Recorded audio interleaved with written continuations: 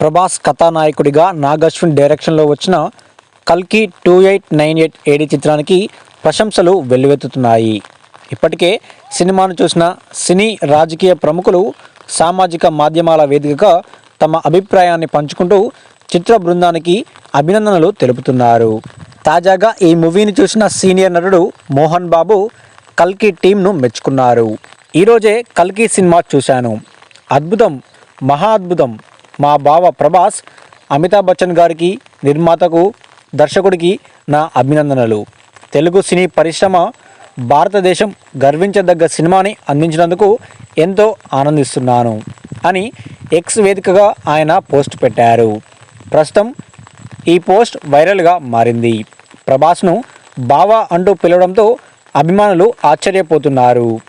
వీరిద్దరూ కలిసి పూరి జగన్నాథ్ దర్శకత్వంలో బుజ్జిగాడు చిత్రానికి పనిచేసిన సంగతి మనకందరికీ తెలిసిందే. అందులో మోహన్ బాబు సోదరి త్రిషను ప్రేమించేది ప్రభాసే.